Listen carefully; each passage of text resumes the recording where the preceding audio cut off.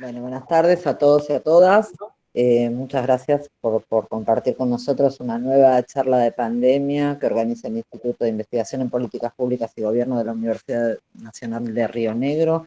Y hoy, que es la última de esta primera mitad de año, nos vamos a dar el enorme gusto de poder charlar con Saskia Sassen, que para mí viene acompañando mi trabajo desde el punto de vista de perspectivas en cuanto a cómo encarar las ciencias sociales, a cómo pensar desde las ciencias sociales, a cómo articular disciplinas y desde el instituto nosotros coincidimos mucho con ese punto de vista, con lo cual no solamente es un gusto, sino también es un honor y un espacio de aprendizaje para todos nosotros.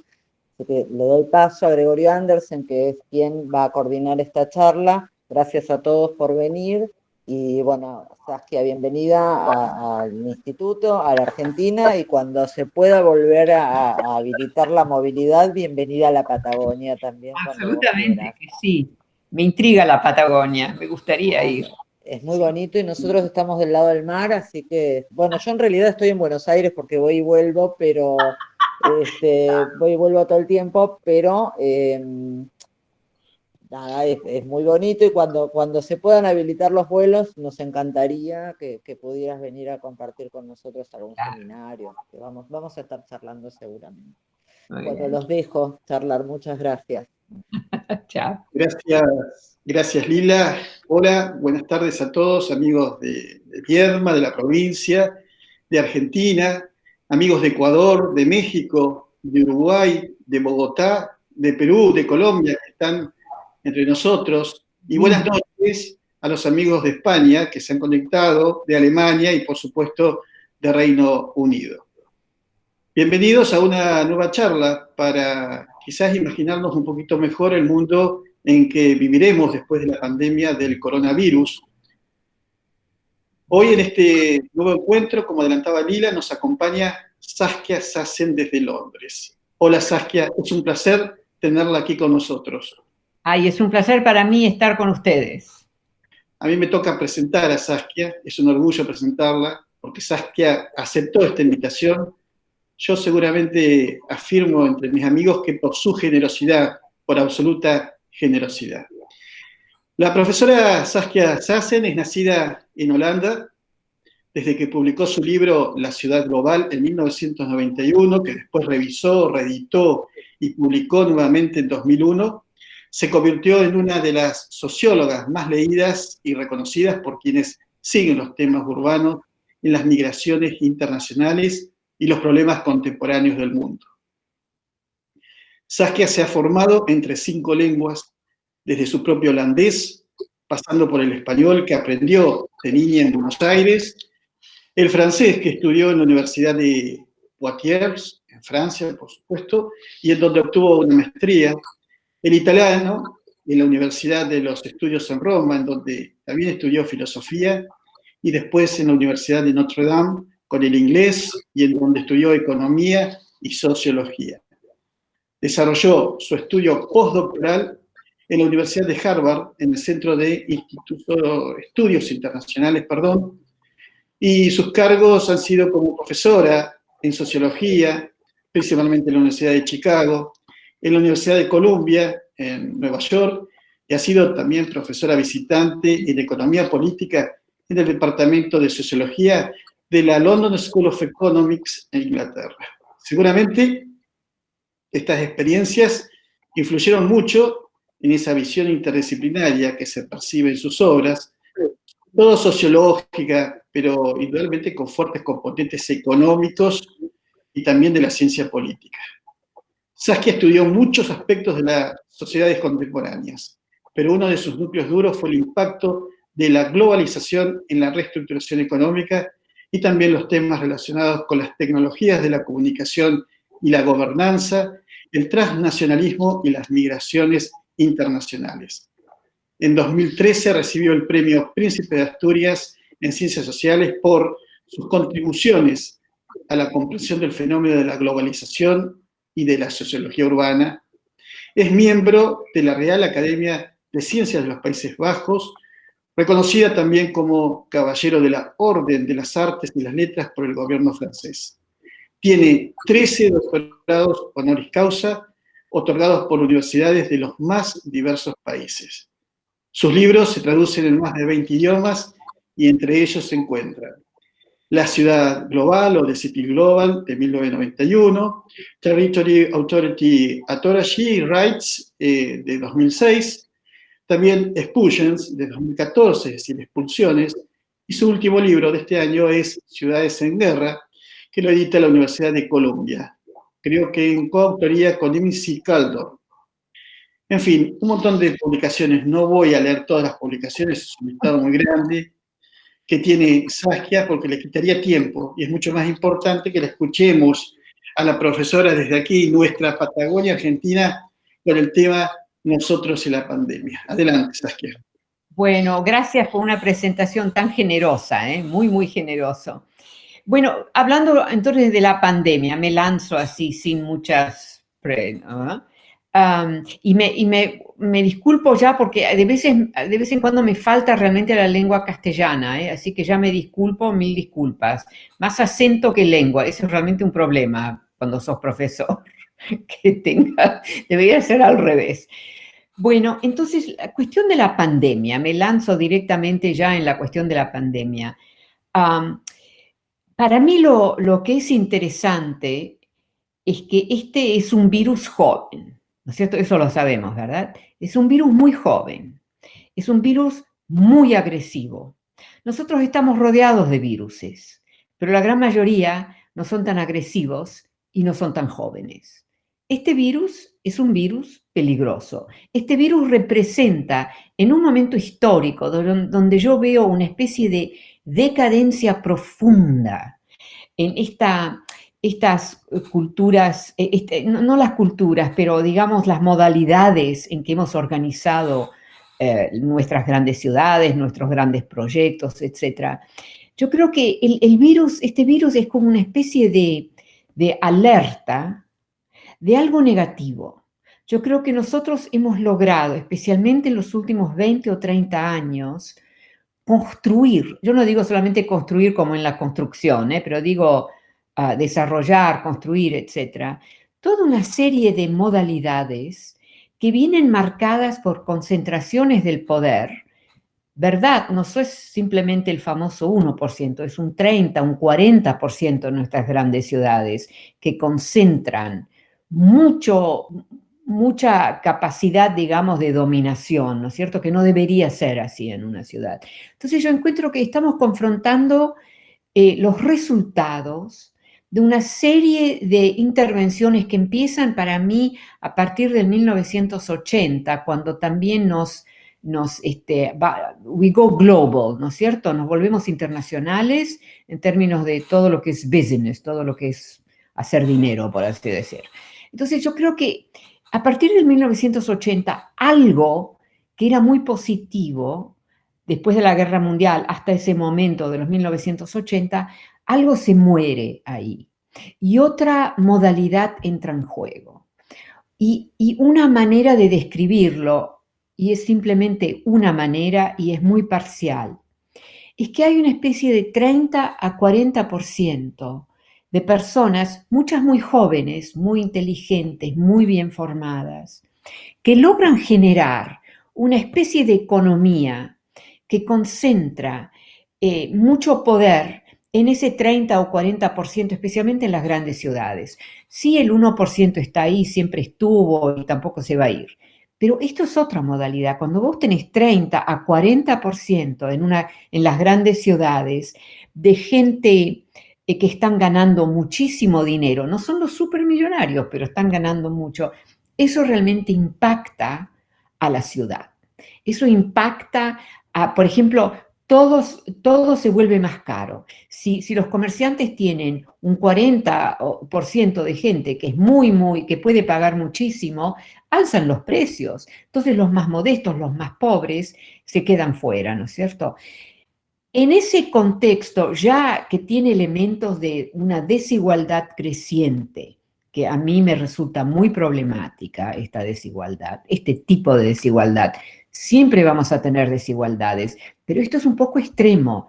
Y otra vez, no es el 1%, es ese 40%, 30% que logra acaparar demasiado de lo que debería ser un espacio mucho más mejor distribuido, digamos, ¿no es cierto? Mejores viviendas para los muy modestos, etcétera, etcétera. Entonces, en ese contexto aparece este virus. Y este virus yo como tengo como una especie de conexión, como si fuera un tango, que yo estaba con este virus, ¿no? Este virus a mí me intriga muchísimo. Ahora yo tengo que agradecer a todos los dioses, hay muchos dioses para mí, que yo no estoy enferma, ¿no? Porque es trágico lo que ha pasado. Yo he perdido amigos, he perdido a este virus, así que aquí no es un joke, no es una broma. Pero lo que el virus hace, el virus nos vuelve a todos genéricos. O sea, somos todos genéricos ahora. Somos todos algo que se puede comer. No sé que se diga que come. El virus no come, pero no, nos mata, digamos, ¿no es cierto? Entonces, como que hay un elemento ahí que a mí me intriga. Pero esa soy yo, ¿sabes? La que está pensando, la que está sentada cómodamente a su mesa. Esa no soy yo, la activista que está en la calle corriendo riesgos. Eso también soy yo. Pero yo aquí estoy hablando de otra modalidad. Una modalidad que es entre mí y el virus, a nivel de la computadora. ¿Me explico? O sea, cero riesgo. Es una forma, casi uno podría decir, cobarde, porque yo no tengo ningún riesgo. Todas las ventanas cerradas, etcétera, etcétera, ¿no? Eso me importa hacer hincapié en eso. En ese contexto, yo me puedo permitir una especie ¿cómo se diría? Intervención con ese virus, que no me habla a mí, ¿no es cierto? O sea, pero lo que ese virus ha logrado cambiar, ha logrado implementar, ha logrado aterrorizar, etcétera, etcétera. En la seguridad de mi estudio, yo me puedo lanzar con muchísimo coraje, lo digo con ironía, pero entienden dónde voy, ¿no? Me espero, para poder realmente confrontar a ese virus y reconocer que ese virus puede hacer reclamaciones, y me interesan las reclamaciones que hacen, que son ocupar espacio y agarrar nuestra sangre. Bueno, no es la sangre, es algo dentro de la sangre, ¿no es cierto?, que agarra. Entonces, este es como un combate abierto que muy pocos otros actores nos pueden, a nosotros, en esta época, nosotros, las clases medias, que nos va muy bien, etcétera, etcétera. Entonces, yo quiero usar esto como para una especie de exploración de qué, si yo fuera realmente una que cuenta historias del pasado, ¿cuál es la historia de este virus que entra en nuestras ciudades, entra en nuestras casas, nos mata, pero no nos mata a todos? Mata a una minoría, ¿no es cierto? Y a menudo la minoría son también la gente más pobre. Así que hay una ya injusticia también en eso. Pero me intriga como pensar esta cuestión del virus en otra modalidad. O sea, ya se ha escrito muchísimo, entonces yo no necesito repetir todos los elementos muy, muy importantes que los expertos han, digamos, traído a la conversación. A mí me interesa otro vector, y yo me tomo el lujo de simplemente enfocarme en ese otro vector. Repito, en parte porque ya sabemos tanto sobre el virus, ¿no? Entonces, eso me da a mí la libertad, una especie de lujo realmente, de pensar el virus de otra manera. O sea, nosotros estamos rodeadas de viruses. Pero hay un elemento que a mí me importa en todo esto, y es que nosotros le hemos sacado espacio de vida a muchos animales, a muchas plantas y, se me ocurre, a muchos viruses. Entonces ese virus nos ataca directamente porque no hemos dejado ninguna intermediación. Ahora, a nivel más abstracto, yo me pregunto, ¿qué significa esto? ¿Qué es lo que estamos viviendo? Porque no podemos simplemente decir el virus y la bla, bla. No, hay una especie de intermediación que nos está dando una alerta hacia ciertas modalidades. Una manera de pensar, lo que para mí es la más cómoda, la más útil, digamos, es que es una lección para que no sigamos matando tierras, matando aguas, eliminando esto, eliminando lo otro. Porque ese virus en parte está ahora con nosotros, tan presente en tantas ciudades, en tantos pueblos, porque nosotros hemos matado muchísima tierra, hemos matado tierras y aguas. Si empezamos a pensar de esa manera, que no es la típica manera para nosotros sociólogos pensarlo de esa manera, es demasiada distancia entre los dos componentes, por así decirlo, ¿no es cierto? El virus y nuestras vidas, ¿no? Entonces lo que yo quiero es generar un puente y pensar en ese virus de una manera distinta, de una manera transversal, que el virus es una alerta, es una invitación a nosotros de pensar con mucho cuidado y avanzar o expander nuestra manera de entender al virus y a nuestra realidad cotidiana confrontada con ese virus. Yo no sé si me estoy explicando, ¿no? Pero ese para mí es un tema que me está empezando a intrigar mucho. O sea, para mí no es simplemente describir la capacidad de destrucción que tiene este virus, que eso ya lo sabemos, hay muchísimos datos, se ha hecho un trabajo importantísimo, es más como una fábula, ¿se dice fábula? A fable, ¿no? ¿Fable? ¿Sí? Sí, sí, sí. ¿Me entienden? ¿Se me oye bien o no? Sí, sí, perfectamente. Ah, bueno, muy bien. Es una especie de como una fábula, ¿no es cierto? Pero las fábulas no son simplemente fábulas, las fábulas son análisis profundos de elementos que nosotros no queremos reconocer o no queremos realmente ver en su realidad. Por eso se vuelven fábulas, es como un espacio intermediado, ¿no? Es un intermediate zone, una zona intermedia, la cuestión de la fábula, y yo diría esta manera de pensar que yo estoy haciendo ahora, de esta manera de pensar el virus, como una cosa intermediada.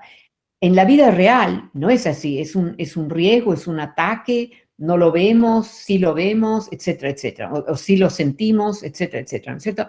Pero, ¿cómo podemos extraer una lección o extraer un entendimiento, conocimientos, etcétera, a través de este virus que realmente está presente en nuestros barrios, en nuestras, no en las casas tanto, pero no, en los espacios donde estamos viviendo, y en ese sentido nos lo tenemos que tomar en serio. Todo lo que quiere es algo chiquito de nosotros, algo chiquito, pero ese chiquito nos mata, nos puede matar, ¿no? Entonces, yo quiero encontrar el lenguaje, digamos, para capturar eso. Nosotros hemos tenido otras, ¿no?, pandemias, o sea, la más conocida probablemente es la de los 1980, que fue mucho más restringida en el espacio operacional que tuvo. O sea, esto realmente está en África, está en Asia, está en las Américas, está en Europa. Entonces, eso hay que tomárselo en serio. Ese es una especie, nosotros siempre hablamos de nosotros, nos hemos vuelto, bueno, tenemos ahora una capacidad de ser globales. Este virus también tiene una capacidad de ser global.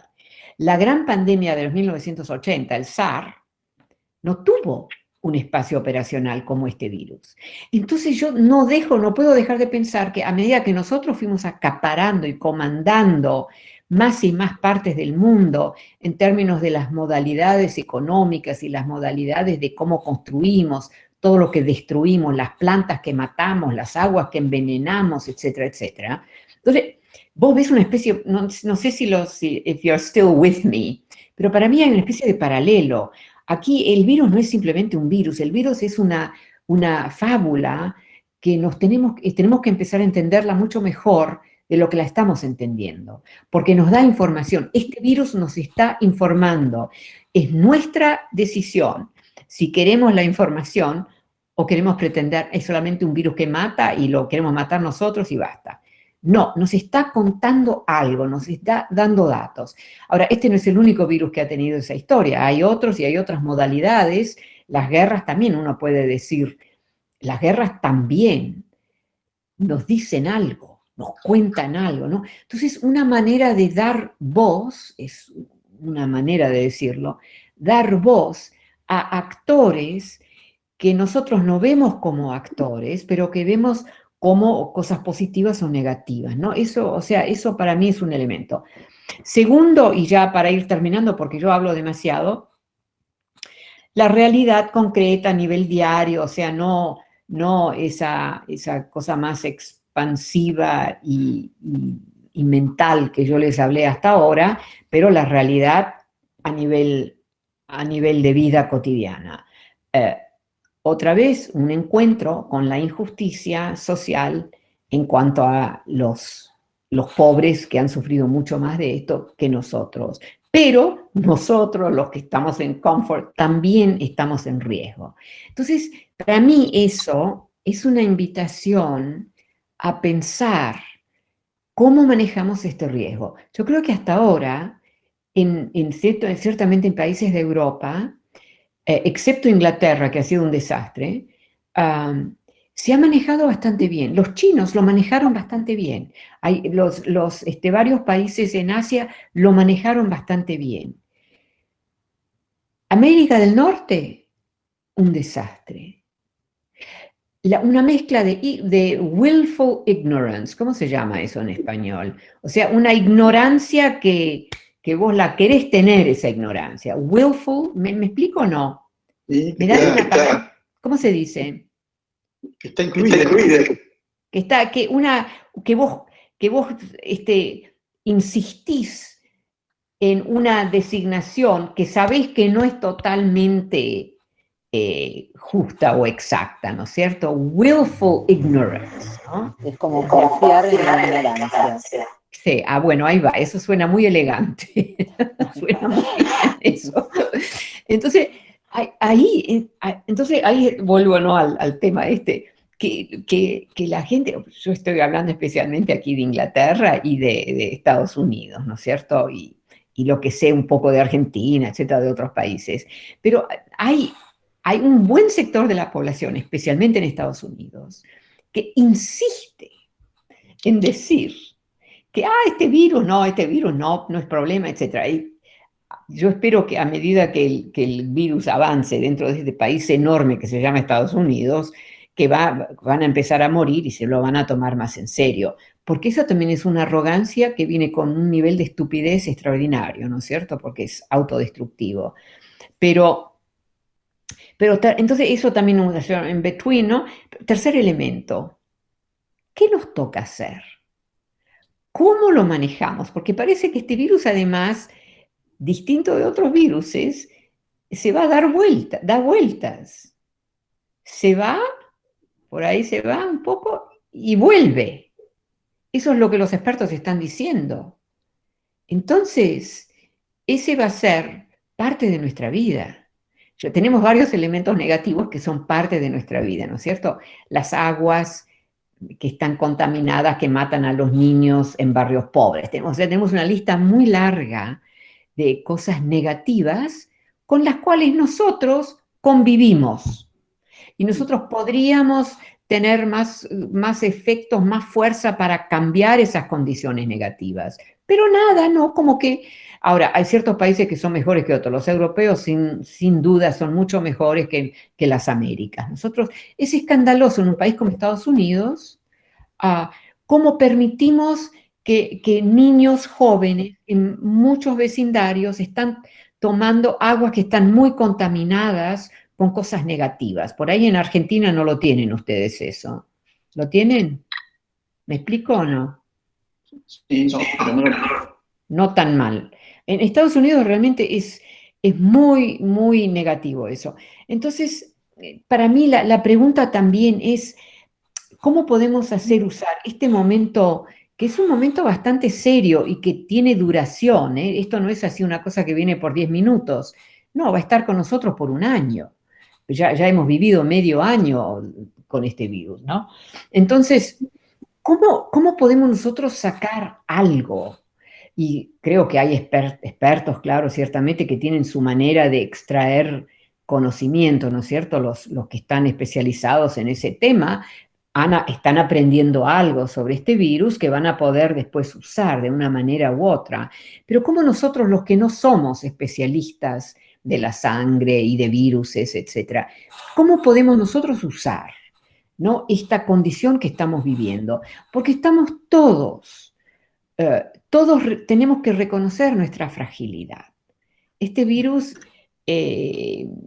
nos engañamos si no reconocemos nuestra fragilidad, ¿no es cierto? Ahora tenemos suerte, el virus no está en todos los barrios, no está en todas las casas, ¿no?, etcétera, etcétera. Pero al mismo tiempo, ¿cómo logramos extraer algo que avance nuestra inteligencia práctica, ¿no? Practical intelligence, sobre esta cuestión de este virus?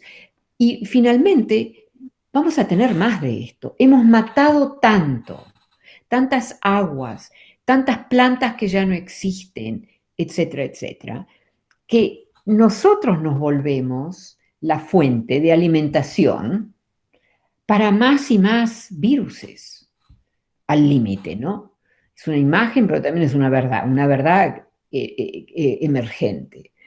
Entonces, yo creo que hay trabajo que hacer, y no es simplemente describir al virus, es realmente a poner al virus en un espacio donde también estamos nosotros y cómo lo manejamos. No sé, ¿por qué no me paro con eso? Y si ustedes por ahí tienen preguntas también sobre otros temas, yo puedo contestar eso, pero yo quería compartir con ustedes esta modalidad de pensar sobre el virus, ¿no? De manejar esta cuestión, esta presencia que es este virus. Pero, por favor, si hay otros temas, porque yo trabajo otros temas también, lo saben, yo encantada de también hablar sobre eso. Pero ahora me callo.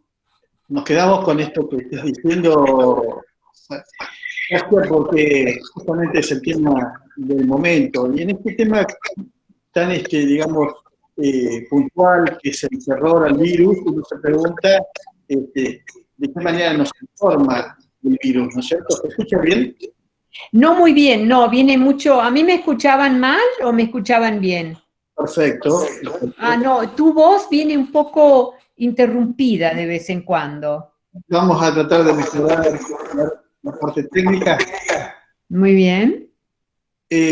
Quizás entonces decíamos que esto que planteabas sobre el virus y la transmisión del mensaje puede significar un poquitito más que todo esto, ¿no? Porque uno piensa siempre en el pánico por el virus. Y hay también paralelamente logros y avances en estos meses de pandemia, como por ejemplo los test de diagnóstico, la producción, la mejora de respiradores, cito algunos, ¿no? Como para tenerlos presentes.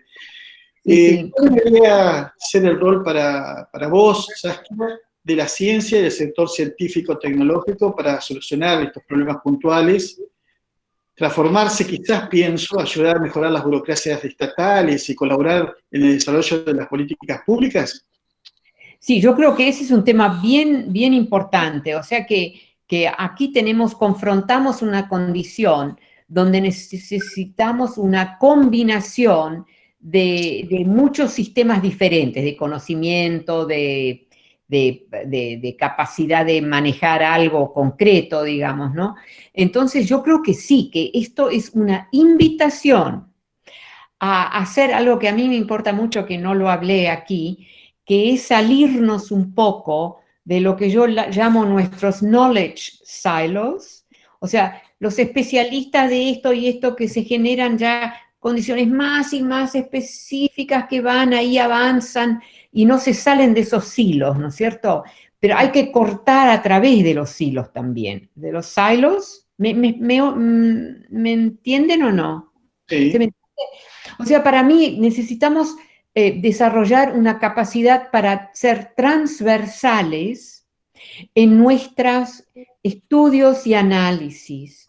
No 100% transversales, pero necesitamos mucho más conocimiento transversal que corta a través de estos silos de conocimientos especializados que hemos desarrollado para poder entender conexiones que ahora se nos escapan porque estamos en estos silos, ¿no es cierto? Que cuando yo veo, pobrecitos, a los estudiantes de doctorado que les insisten los profesores a que no, que solamente lo haces así porque vos estás en esta disciplina, no te podés salir. No, nos tenemos que salir de las disciplinas, tenemos que ir a ser transversales. ¿Me explico o no? ¿Se me entiende? Sí, perfectamente. O sea, me explico también con la cuestión de la transversalidad, ¿sí?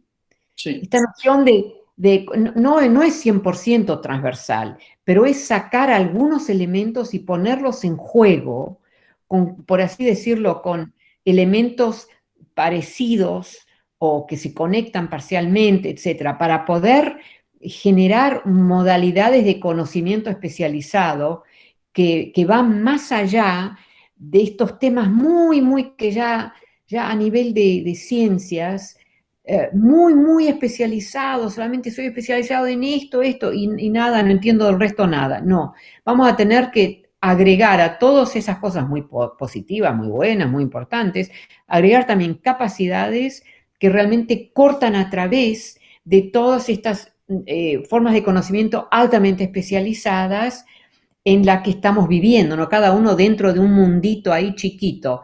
Para mí es importantísimo cortar a través. Ahora, quizás en América Latina ya hacen eso mucho más que en América del Norte. En América del Norte la gente se especializa en cosas que a un cierto punto se vuelven también los sociólogos, no solamente en las ciencias, pero los sociólogos también, quizás especializado en una cosita ahí chiquita que, no podemos. Está bien que lo tenemos todo eso, pero tenemos que realmente entender la transversalidad de tantos fenómenos dentro de los cuales vivimos o que confrontamos.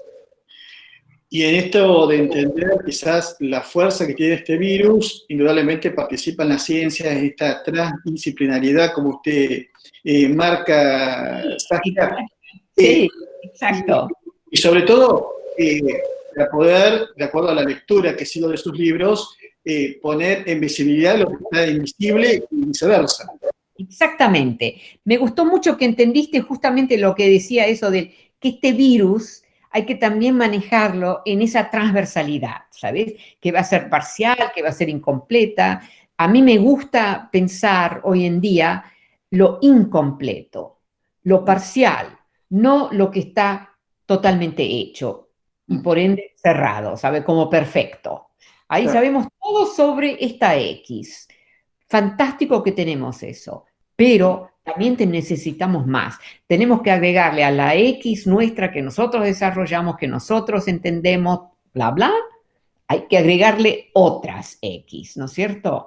Reconocer que hay una variedad enorme. Ahora, yo soy una viejita, hace décadas que vengo trabajando, pero ahora me doy cuenta que a través de las décadas, a mí la transversalidad siempre me importó muchísimo.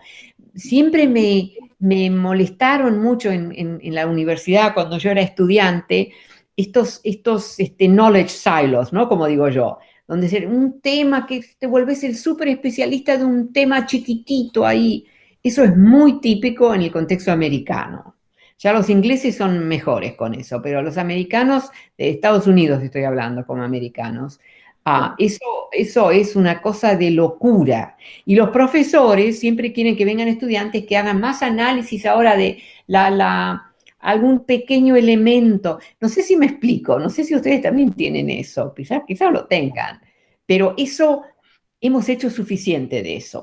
Algunas cosas muy buenas salen de ahí. Tenemos que realmente salirnos de los silos, los silos,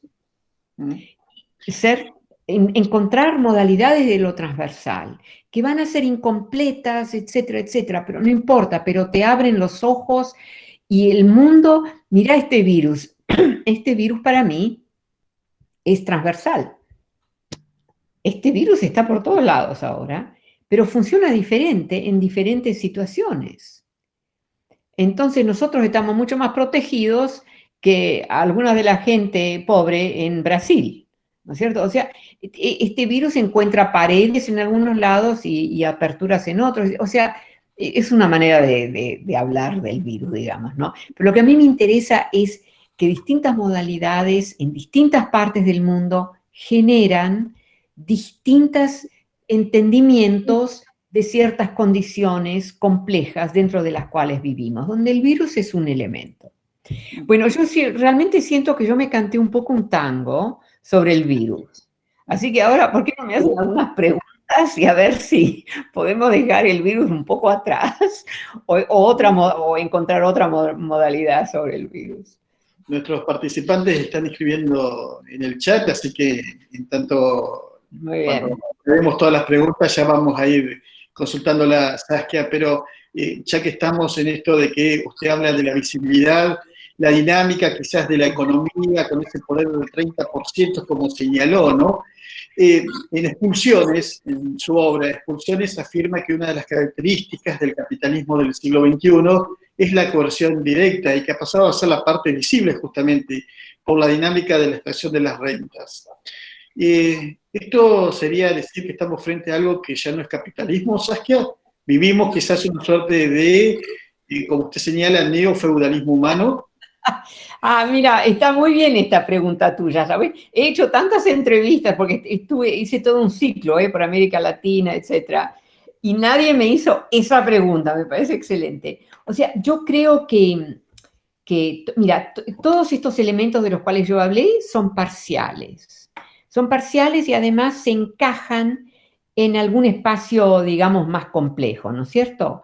Entonces, el lenguaje de pandemia, esa palabra, etcétera, que es bien poderosa, todo eso son elementos, no son simplemente la descripción completa de algo, son elementos, elements, pero elementos en el sentido como también lo dicen los físicos, ¿sabes? Un elemento es algo parcial. Entonces nosotros también, nosotros humanos, nosotros somos un elemento parcial. ¿Por qué somos parciales? Porque dependemos de una serie enorme de otras condiciones que no son nuestras. Agua, comida, temperatura, etcétera, etcétera, ¿no es cierto? Una vez que empezás a pensar sobre nuestra condición de esa manera, que nosotros somos parciales, somos incompletos, y así son todos los animales y todo, ¿no es cierto? Porque dependemos de tantas cosas específicas, distintas y también genéricas. Entonces, empezás a pensar y tenemos también una capacidad de destrucción y todo eso. Yo no digo que somos pobrecitos ahí, unos incompletos, no. Entonces, pero si pensás de nosotros humanos, cómo somos dependientes mutuamente, ¿no? Es la manera más típica de decirlo. Entonces, empezás a pensar, yo creo de otra manera, no es tu carrera. O sea, a mí me gusta mucho la nueva generación, que es distinta de nuestra generación. Nuestra generación estaba obsesionada con la carrera, con lo esto, que lo otro, o sea, todo un mundo así. Hay mucha gente joven hoy en día que son bien brillantes y muy innovativos, que no piensan en la carrera, ¿sabes? En the career, ¿no? Que están como encajados en otras realidades. Yo creo que las nuevas generaciones, yo no digo todos, porque la gran mayoría van a ser estándar, ¿no? Estándar, como sea, lo típico, pero hay más y más, yo lo veo en la universidad especialmente, hay más y más jóvenes que realmente, yo creo que se encuentran, que piensan diferente de cómo existen, que existen en contacto bastante intenso con otros elementos, que los reconocen. Hay menos individualismo, es una manera de decirlo, entre los jóvenes hoy. Y quizás es una modalidad de sobrevivencia, porque nosotros, nuestra generación, mi generación, tuvo mucha suerte porque fue una generación marcada en muchas partes del mundo por un nuevo tipo de crecimiento, por más, las clases medias se enriquecieron más, etcétera, todas cosas muy positivas, muchas cosas positivas, ¿no es cierto? Eso está cambiando hoy en día, eso cambia. Entonces, lo que a mí me intriga con las nuevas generaciones, y yo como profesora, claro, estoy siempre y enseño clases enormes además, me intrigan mucho. Y es realmente otra manera. Y un elemento que es distinto en las nuevas generaciones es una especie de transversalidad. Ellos saben que los proyectos que quieren hacer van a incluir a otros. No es el solitario, no, bla, bla, no, como el de América del Norte, ¿no? Esa noción del el individuo, que el solo, ¿no? Que solo logra. No, es distinto ahora. Se necesitan mutuamente de una manera más, y muchos de los proyectos que hacen no sirven si no hay otros involucrados, ¿no? Entonces, son otras modalidades. Eso es lo que yo veo. O sea, mira, yo estoy hablando de mi mundito ahí parcial, ¿eh? Pero me parece un dato importante porque también la esperanza es que una vez que uno piensa que esa es una posibilidad de los jóvenes, estoy hablando de los jóvenes, ¿no? Que como que están más, se conexionan más para sus proyectos con otros, que una vez que lo sabemos, lo vemos. Mientras no lo sabemos, no lo vemos. Eso también es una cosa, ¿eh? Lo que nosotros humanos no vemos. Eso para mí me intriga muchísimo. Bueno, oíme, yo realmente siento que yo me estoy aquí cantando tantito y no sé si estoy contestando vuestras preguntas. Perfectamente. Ana D'Agostino reflexiona y pregunta, pensar al virus como el portador de un mensaje, ¿cómo es ese ente que viene a decirnos que somos finitos todos? Con esta postura estaríamos más cerca de la espiritualidad y también más cerca de la ciencia y de otras disciplinas. Bueno, en parte creo que ya la contestaste. Sí, pero qué linda, esa es una linda manera de formularlo, o sea, y claro, mi inclinación es decir, sí, estamos más cerca de otras X. A mí me gusta la noción de la X, ¿no? De X, ¿sabes lo que digo, no es cierto? Para mí yo siempre veo muchas X. Y las X significa algo incompleto, algo que sabes que existe, pero no lo podés comandar, no lo podés dominar, etcétera, etcétera. Entonces es como una invitación continua a examinar, en vez de pensar que ya lo sabes todo, ¿no es cierto? Que también es una inclinación que nosotros los humanos tenemos. Sí.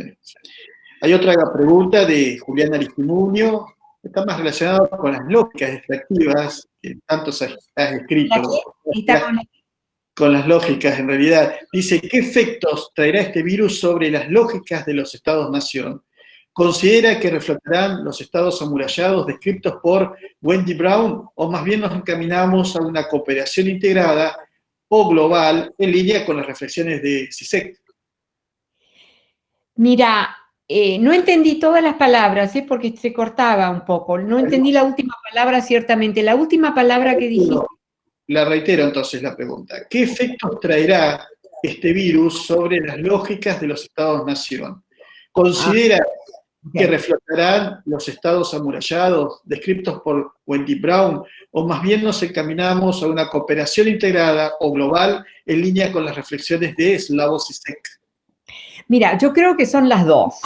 Las dos cosas van a existir. Porque ya lo vemos ahora eso. Ya hay una clase media que es tan rica, o sea, no es rica como, ¿sabes?, el top, pero que ya está tan rica y tan bien, que ha ganado tanta ventaja, mientras que hay otra mitad de la clase pobre que ha perdido. Esa clase intermedia rica está gozándose la vida, y yo un poco pertenezco también a eso, yo confieso, pero trato de no caer en la trampa de, todo está bien, o sea, eso lo evito. Pero entonces yo creo que tenemos esa para mí es una cosa que empieza ya en los 1980, empieza una especie de tercer sector que está típicamente bastante internacionalizado, que está muy, muy rico. No son los súper viejos ricos, pero son ricos, que sienten un poco y son un 30%, 40% en las grandes ciudades, ¿no? Las ciudades que están bien, digamos, más o menos, las ciudades ricas, pero eso es muchas ciudades. Y que realmente se separan, no son el top, pero tampoco son la típica clase media, ¿no es cierto? Y esa clase está acaparando, acaparando, acaparando de una manera que yo encuentro muy negativa y un efecto sombra muy negativo sobre una clase media mucho más modesta que ha perdido terreno. O sea, tenemos una clase rica que se vuelve más rica, una clase media que se vuelve mucho más rica, que casi no la podemos llamar clase media, y una clase media que va perdiendo, que va perdiendo. Entonces, para mí hay una reestructuración en ese sentido de los sectores, ¿no es cierto? Claro. Saskia, ya que haces mención a estos actores que serían los ricos, agrego un poco a la pregunta de Julián, que me parece muy interesante. Y ¿crees que ha cambiado algo en la mentalidad de estos actores ricos? Porque se ha demostrado que este virus viajó en avión, que este virus no era, como en otras condiciones, por ejemplo, la destrucción en el mundo. Entonces, que este virus transforma, como mencionaste al inicio de esta conferencia. Y bueno, la pregunta sería, ¿considerás que estos actores ricos en estos actores ricos ha quedado impreso de alguna manera el pensamiento de la vulnerabilidad humana, de que los virus no atienden las condiciones ricas o pobres? La verdad es que es una buena pregunta, pero yo no sé eso, no sé. Se me ocurre que muchos de los ricos, no estamos hablando de los viejos ricos, estamos hablando de una nueva clase que se ha vuelto muy rica en estos últimos 20, 30 años, ¿no? Lo que los marca un poco es una especie de egoísmo e indiferencia. Es muy difícil entender realmente cómo funcionan. Ah, y en ese sentido, cuando yo trabajo con mis estudiantes, a mí me importa mucho protegerlos de volverse indiferentes, porque todo les va bien, entonces como que una especie de indiferencia, ¿no? Ahora, yo vivo en Inglaterra y vivo en Nueva York, ¿no es cierto? En Nueva York y en Londres, que son ciudades bastante extremas, donde en efecto tenés una clase media que es realmente rica y pretenciosa, pero también hay gente muy buena ahí, ¿eh? Yo no quiero poner todo en negativo, pero yo veo una transformación profunda, que esa clase media que después de la Segunda Guerra Mundial, ¿no? Que vive hasta los 1980, es realmente un factor muy positivo en nuestras sociedades, porque es una clase modesta que se vuelve, ¿cómo se dice? It gets, o sea, recibe positivos, no maneja, acapara positivos y los hijos les va mejor, etcétera, ¿no? Eso fue una cosa positiva, digamos. Ahora es distinto. Esa clase se ha dividido. Entonces se ha dividido en una que se está empobreciendo, lo que ya dije antes, ¿no? Empobreciendo, y la otra que se ha vuelto tan rica que ya no la podés llamar clase media. Entonces, eso también genera una especie de desesperación. Hay mucha gente joven que está en una ciudad como Nueva York y también Londres, gente joven que se suicidan porque no ven futuro. Y vienen de clases, generalmente no vienen de las clases pobres, vienen de clases medias, pero clases medias que han perdido terreno, que han perdido posibilidades, ¿no es cierto? Que venían con ilusión. Los padres trabajaron duro, lograron comprarse una casa, ¿sabes? Todo eso es muy familiar, ¿no es cierto? Pero algunos se volvieron ricos y otros no. Entonces yo encuentro bastante desesperación entre la gente joven, o sea, los que tienen 18 años a 25 años. Es como un momento delicado porque es un periodo ese cuando un poco se van a marcar, ¿no es cierto? Que van a descubrir en qué están, dónde están ellos, no sé. No sé si ustedes tienen eso también en América Latina. Yo creo que por ahí América Latina todavía tiene más solidaridad, ¿no? Como una modalidad, que eso es una cosa que en Estados Unidos la solidaridad no saben lo que es. Realmente no saben. Lo mismo con un poco los ingleses son también así. Pero en Argentina, yo me acuerdo, en América Latina, la cuestión de solidaridad existe, ¿no? Existe. Eso puede hacer una gran diferencia. Saskia, Natalia Carrizo pregunta, ¿qué opina del impuesto a los ricos que se está implementando o discutiendo en muchos países? ¿Los impuestos a los ricos? Sí. Excelente y necesario. Y los ricos no son solamente el 1%, hay ahora 30-40% en grandes ciudades ricas. Y es realmente hay que hacerles, tienen que contribuir a la sociedad. Marcelo Thor Me pregunta, encanta poder decirlo, claro, no hace ninguna diferencia, pero no importa. A ver, sí. Marcelo Thor pregunta, ¿la pandemia modifica las ciudades globales como espacio de confrontación? O como diría Sí. Jorge Alemán, sería una posibilidad de emancipación del capitalismo. Emancipación del capitalismo podría ser, pero bastante parcial. Porque hay eso, hay realmente nuevas iniciativas por parte de nuevas generaciones que están construyendo elementos de una economía, elementos de una economía, que escapan a esa modalidad dominada por las grandes empresas, bla, bla, ¿no? Todo eso. Entonces sí, yo creo que hay una emergente opción. Y vos ves además como ya dije, mucha gente joven que son muy capaces, que son inteligentes, etcétera, que por ejemplo no les interesa tener un coche, quieren una buena bicicleta, ¿no? Ese tipo de cosas. Entonces hay una nueva cultura, hay mucha gente que no le interesa la cuestión del auto, pero para nada, gente joven, para nada. Entonces, eso te genera posibilidades distintas, ¿no es cierto? La cuestión del auto fue, en un país como Estados Unidos, fue desastroso a un cierto punto. Autos que se comían petróleo, digamos, ¿no? Autos grandes, autos inútiles en su grandeza. Ahora eso ha cambiado, ¿no? Pero fue como ridículo ese periodo. Eso realmente se está acabando y hay una mentalidad mucho más práctica y no tan showy, ¿no? Se dice showy, como demostrar, etc. Entonces, eso me parece bastante bien. A ver, Otra contesté la... pregunta, sí, otra pregunta de Martín Ezequiel Calderón dice, ¿qué impacto tendrá esta socialización mediada por tecnologías a partir del aislamiento social que produce la pandemia? Y particularmente piensa el concepto de performatividad que mucho se aplica a los docentes, quienes ahora debieron transformarse en usuarios de redes sociales y, bueno, otras aplicaciones también, que originalmente no se diseñaban justamente para la educación. Sí. Bueno, yo creo que hay toda una serie de tendencias en juego que son algunas emergentes y algunas ya están funcionando, digamos, que están cambiando las reglas del juego, las reglas de varios juegos, por así decirlo.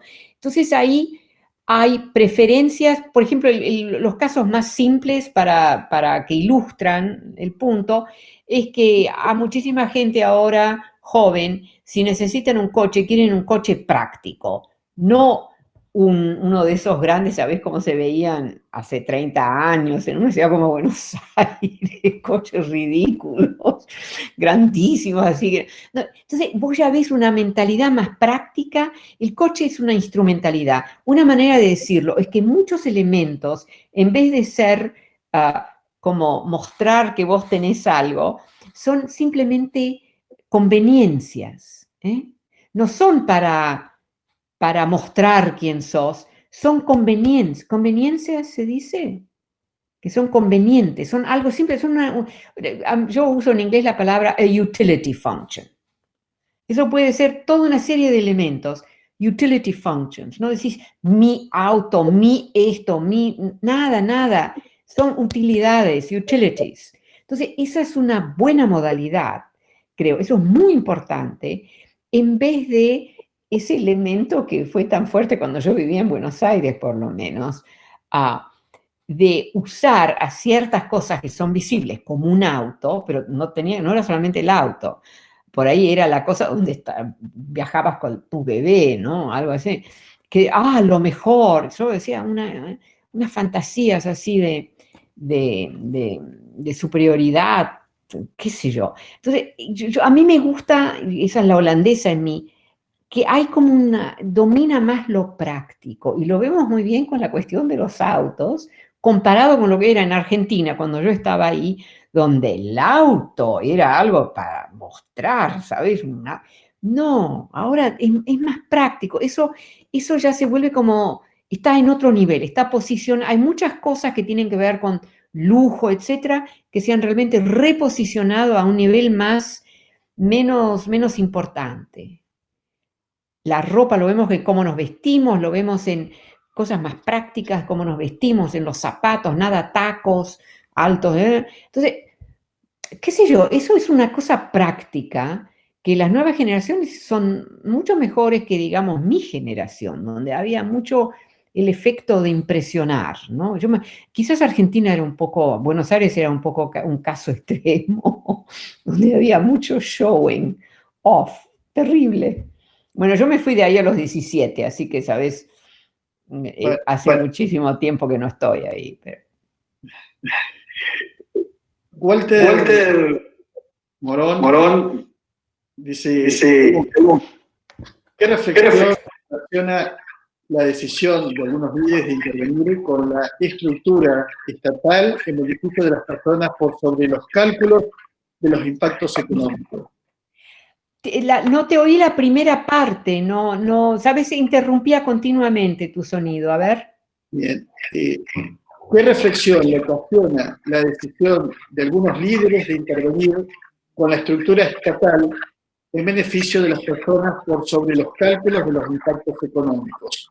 Y además, Walter agrega, la crisis de hambre producto de la desigualdad puede sortearse con otro esquema agroeconómico que prescinda de megagranjas, por ejemplo, monocultivo y extractivismo minero. ¿Hay reflexiones que nos cuenten para regresar al mismo sistema económico? Mira, me está costando muchísimo, no sé por qué, pero se interrumpo continuamente, pero si entendí bien, voy a probar contestar. O sea, esta pregunta cubre varios temas, vectores bastante distintos, así que no es fácil generar una respuesta, pero creo creo que hay una posición más inteligente, pero una inteligencia práctica estoy hablando, no estoy hablando de inteligencia así, ¿no? La cosa práctica. Yo creo que el elemento práctico es más dominante hoy de lo que fue hace 20 o 30 años. Y yo creo que eso incide en toda esta serie de elementos que vos mencionaste, ¿no es cierto? Entonces, la cosa práctica ha ganado ascendencia sobre lo que se puede presentar como más importante, más lindo, más caro, más difícil de tener, ¿no? Y esa cosa práctica es especialmente las nuevas generaciones, ¿eh? Mi generación, no tanto. Yo sí, sigo lo práctico porque yo soy holandesa, mis padres eran holandeses, los holandeses si son algo son prácticos. Eso hay que decirlo. Entonces, yo creo o sea, lo que estoy diciendo también es que lo práctico no preclude o no elimina a la noción de situaciones muy complejas, condiciones muy complejas a nivel de desarrollo de ciertos elementos, etcétera, ¿no? Eso es otra cosa. Pero yo digo, pero algo práctico que realmente atraviesa, que está presente en varios mundos, no solamente en lo simple, pero también en lo complejo, algo práctico. Yo veo cuando yo hago un poco de trabajo en Columbia University con algunos físicos, sabéis que los físicos tienen inteligencias muy interesantes, ¿no? Y lo que me ha colpito, lo que me sorprendió, es algo práctico, no simplemente la bellísima complejidad, ¿eh? No, lo que hacen puede ser muy complejo, muy bello y complejo, pero lo práctico, esa cosa de aplicarlo, de que otros puedan usarlo, de que es algo que no es cerrado, por así decirlo, y confinado a sus propias características, pero algo que es abierto, porque lo práctico tiene que ser abierto para que otros lo puedan usar, etcétera, etcétera, ¿no es cierto? ¿Me explico o no? Yo tengo una manera a veces de hablar que por ahí no se entiende, pero yo creo que eso es algo que está mucho más presente hoy de lo que fue hace 20 o 30 años. Y eso me parece un positivo. Y también es una manera de simplificar y sacarle, por así, eliminar lo superficial que por ahí visualmente puede impresionar, pero que en realidad no agrega mucho. O sea, es como una... Ahora, la holandesa en mí, claro, le gusta todo eso, que es práctico, es básico, ¿no? Entonces yo también por ahí exagero un poco, pero a mí eso me parece muy positivo. No sé si contesté tu pregunta. Bueno, espero que Walter se comunique entonces y a ver si está, digamos, la consulta respondida. Ahora, en base a lo que vos dijiste, Cástia, sobre por ejemplo, la mentalidad holandesa, ¿cómo podemos hacernos desde Latinoamérica como por lo menos copiar un poco este modelo que tengo entendido cultivan en pocos metros cuadrados, o sea, hacen crianza de ganado vacuno en terrazas, en un sistema de terrazas? ¿Es posible traspolar ese modelo aquí en América Latina, en su criterio? Bueno, o sea, mira, no, la verdad que se cortaba mucho, tú, así que no entendí todo, pero creo que entendí el punto. Yo creo que los holandeses han tenido que ser prácticos. No tienen, por ejemplo, el ejemplo más simple para mencionar que justo salió, es que como no tienen mucho lugar, espacio, ¿no? En Holanda no hay mucho espacio. Entonces ahora han experimentado con ver si ponen plataformas sobre los ríos, y hay algunos ríos ahí que son bastante movimentados, porque están cerca de un mar, y el mar ahí es un mar muy activo, el mar del norte, como le dicen. Entonces han generado plataformas que vos todo lo que ves sobre el agua es de la plataforma y las vacas que están ahí, ¿no? Como si fueran... Pero debajo del agua hay un aparato operacional impresionante en las tecnologías que tiene, o sea, las instrumentalidades, ¿no es cierto? Entonces, ese es un ejemplo. Hay muchos ejemplos, para el caso de Holanda. Ese es un ejemplo de cómo maximizan sus opciones, ¿no es cierto? No tienen tierras bastantes, lo hacen sobre el agua. Como han hecho los silos, altos silos, ¿cómo se dice? To grow las verduras. Entonces son los principales exportadores de verdura verde. Holanda, que es un país chiquito, chiquito, chiquito, pero todo va vertical. Tienen vacas, tienen toda una serie de cosas que tienen en espacios verticales. Entonces, eso también es una modalidad muy interesante. En Argentina, en muchos países de América Latina, ustedes tienen tanto espacio que no es necesario, pero en ciertos países sí. Mira, yo la verdad, como no te sentí bien la pregunta, no sé si te estoy contestando la pregunta o me estoy cantando un tango aquí, ¿no? De algo que a mí me, que a mí No, me bien, gusta. bien, Pero, bien. ¿Me ¿sí? escuchás mejor, Saskia? Ahora, en este momento sí, esas dos palabras las entendí. Bueno, vamos a abrir paso a Lila, que quiere consultar. Lila, adelante. Sí.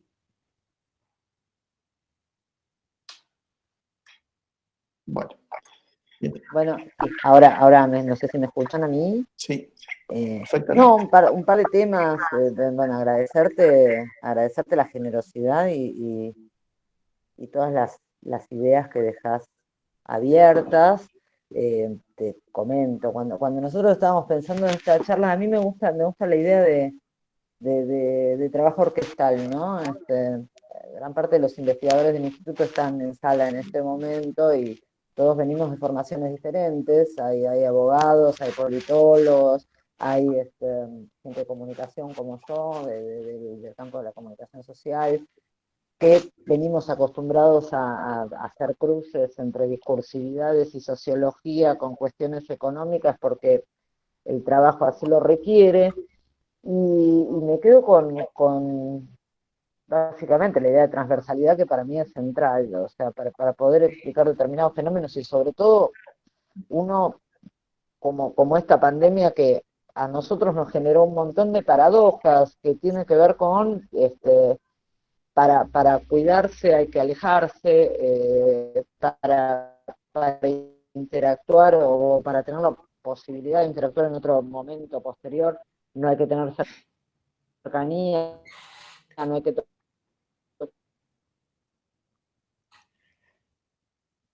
No oigo nada. No oigo.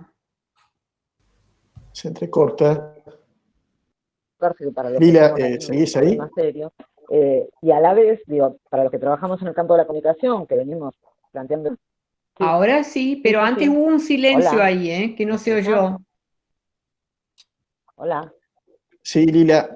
Ah, no, debo tener mala conexión. No, que te decía que sí, que planteaba que la pandemia trae algunas cuestiones vinculadas con fenómenos que son globales, pero a los que trabajamos con cuestiones comunicacionales nos genera otra paradoja que es la siguiente, y que estamos pensando coralmente en el instituto.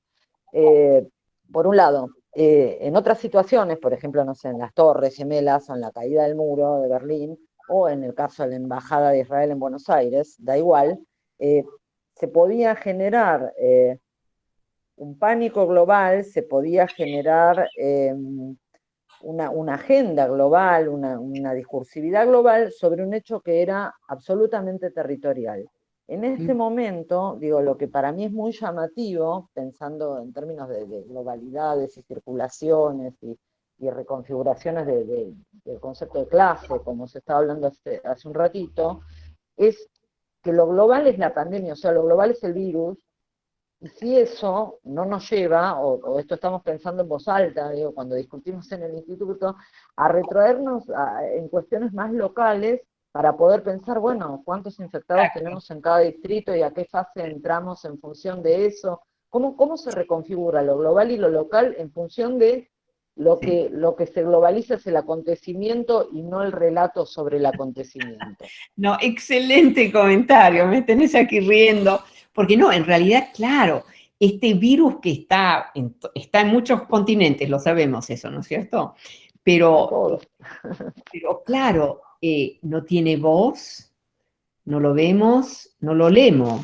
Esto es bastante radical, ¿sabes? Es bastante radical ese momento. Entonces, este virus es una especie de invitación, es una provocación, es más, es un actor en términos de nosotros, para otros viruses que por ahí se encuentran, vaya uno a saber, es otra cosa. Pero para nosotros es una invitación, yo lo veo como una invitación a repensar, a pensar, a formular, a entender, a reconocer. O sea, las guerras también pueden ser así. Lo que pasa es que las guerras también te dejan simplemente aterrorizada. Este virus de alguna manera no nos aterroriza, mismo si es aterrorizante. Porque no lo vemos, no lo oímos, no lo leemos y nos puede matar. Eso como que es serio. Es serio. Es que te mata sin que vos lo sepas que te está matando. Eso es serio. ¿Sabes? Entonces estamos como, qué sé yo, es raro si lo pensás estrictamente en términos de la condición física, es raro. Deberíamos estar aterrorizados. Y no lo estamos. Y yo cada día veo gente aquí en Londres y me dicen que lo mismo pasa en Estados Unidos, donde los jóvenes salen a la calle, etcétera, y claro, después terminan contaminados y mueren.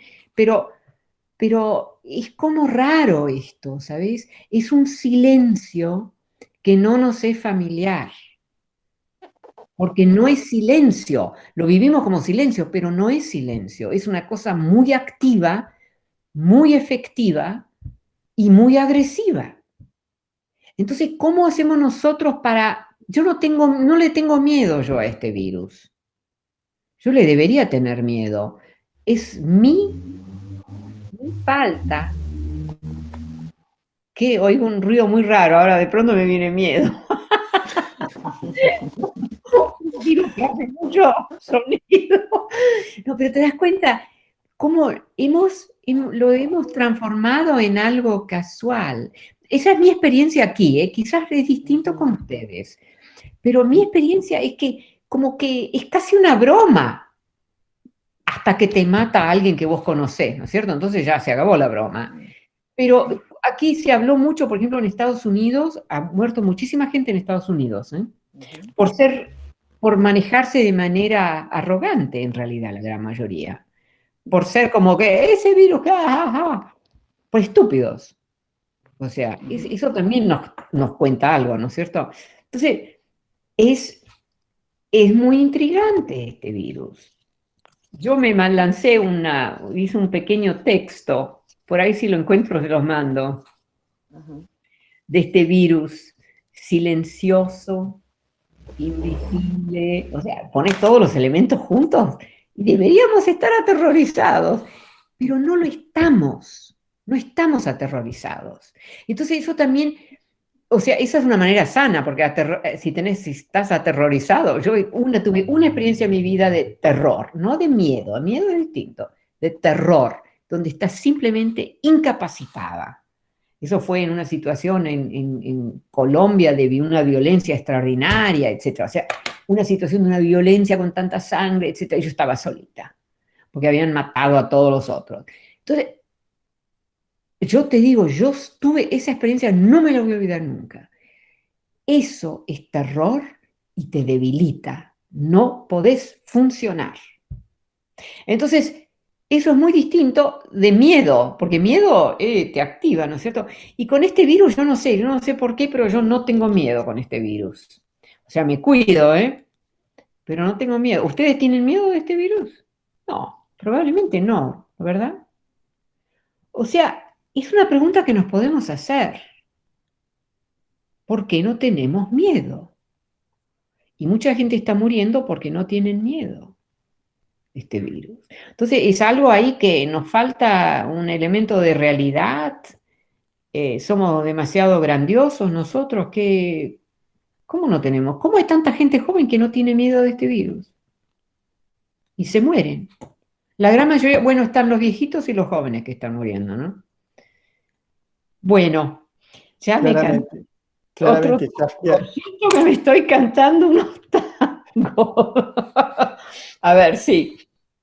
Bueno, hablas de virus, hablas de miedos. Me queda un interrogante también de otro miedo o quizás otra gran pandemia en el mundo, que es el racismo. Claro. Y hablaste de juventud. Hay juventud, uno lo ve por televisión, levantándose en muchos lugares del planeta, como por ejemplo escenas de Londres, que toca de cerca, ¿no? Con esa estatua de un esclavista que es lanzado al río.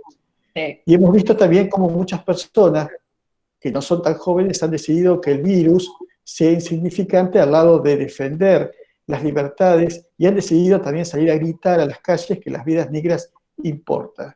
¿Cómo ves vos esto? ¿Esto en qué sentido? Esto, porque me diste toda una serie de cosas Sí, que son un poco distintas, ¿no? Que tienen sus especificidades. que creo que este movimiento joven, este movimiento al que señalabas, resultaría esperanzador y también nos advierte de que quizás lleguemos a una sociedad civil cada vez más organizadas en aquellos países que realmente la necesitan.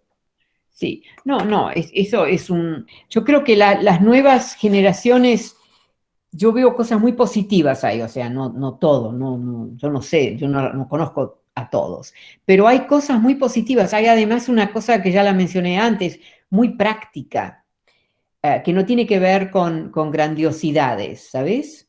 Yo me acuerdo cuando yo vivía en Buenos Aires, la gente joven, a menudo era un poco había grandiosidad, ¿no? Algo de mostrar algo, ¿no? Yo no veo eso ahora. Es distinto. Uno no se compra unos zapatos súper caros para mostrar los zapatos. Si te compras zapatos muy caros es porque querés tener buena calidad para caminar, ¿no?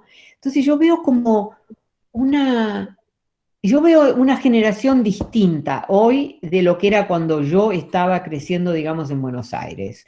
Y también parte cuando mi familia fue a Italia, ¿no? A Roma. Entonces, eso también, yo creo que, bueno, ya lo dije, ya dije lo que quería decir. ¿Contesté tu pregunta o no? Sí, sí, Saskia, perfectamente. Perfecto. Bueno, de acuerdo a la estructura de la reunión, tenemos que dar paso ya al cierre, porque el formato es este. Después nosotros subimos el material a nuestro canal o canal de YouTube que manejamos en el Instituto de Investigación para que puedas verlo. Lila, te doy paso. ¿Cómo? Lila, ¿me escuchás, Lila? A ver, bueno. Lila ha congelado la imagen. Bueno, nos tenemos que ya prácticamente despedir, Saskia. Y mientras esperamos que la directora vuelva acá a la sala, te hago la última pregunta, ¿no? Eh, ¿Qué pensás del futuro si la gente está dispuesta a aceptar el nuevo orden hegemónico que aparentemente empieza a gestarse a partir de olvidar los países de Occidente y centrarnos un poquito más en lo que está sucediendo en China? Sí, me parece, sí. O sea, ¿me estás preguntando o estás...? Sí, te estoy preguntando, sí, sí, ¿qué opinas de esto? Si es posible ver que el poder hegemónico ahora se traslada desde un Estados Unidos Sí. hacia China bueno, y estamos en la puesta de un nuevo orden mundial hegemónico. Yo no sé si eso va a ser el tipo de hegemonía, digamos, que tuvieron los americanos, ¿no es cierto? O que a un cierto punto tuvieron los ingleses, hace eso en el anterior. Pero creo que, claro, China es el nuevo actor significativo. Estados Unidos, si sigue como sigue, está en decadencia bastante profunda. Estados Unidos, además, una cosa que mucha gente por ahí no sabe, ya depende más y más de productos que importa de China y de otros países. Ya producen menos y menos. O sea, eso es una historia un poco que no se manifiesta mucho, pero de ser actores muy, muy productivos, de cosas por ahí buenas y malas, pero productivos, ahora no, ahora compran, compran, compran. Incluso medicamentos, etcétera. En vez de hacerlos ellos inventarlos como hacían, digamos, hace 30 años, ahora lo compran de otros países. O sea que Estados Unidos está en decadencia. Ese país máximamente está en decadencia, lo cual no preclude que haya gente fantástica que están haciendo grandes cosas, ¿no? Especialmente la gente joven. Pero comparado con lo que fue y comparado con otros países, está en decadencia. Y eso también hay que tomarlo en cuenta, ¿eh? Importante para reflexionar. Bueno, de mi parte y de quienes participamos en este Meet, muchas gracias, Saskia. Ha sido un gusto tenerte por acá. Así que ahora hago el paso directamente a Lila para que haga el cierre formal del encuentro. Bueno, muchas gracias. Bueno, Saskia, muchas gracias por la generosidad, por dejarnos pensando en cosas nuevas que nos van a llevar a que en nuestras próximas reuniones en el instituto podamos charlar acerca de y repensar algunas cosas que veníamos pensando. Agradecerle a Goyo por este encuentro y agradecerle también a Cristian Puebla Fortunato, que está haciendo la asistencia técnica, a todos los que nos acompañaron hoy en esta charla que fue maravillosa, que fue muy útil para nosotros y que fue muy rica en términos de conceptos. Y bueno, volver a reiterarte la invitación de cuando sea viable te esperamos en Río Negro. Bueno, muchísimas gracias. Qué gentileza la vuestra, ¿eh? Y hasta No, la por favor. próxima. Hasta Bueno, la muchas próxima. gracias. Gracias por tu generosidad. Muchas gracias.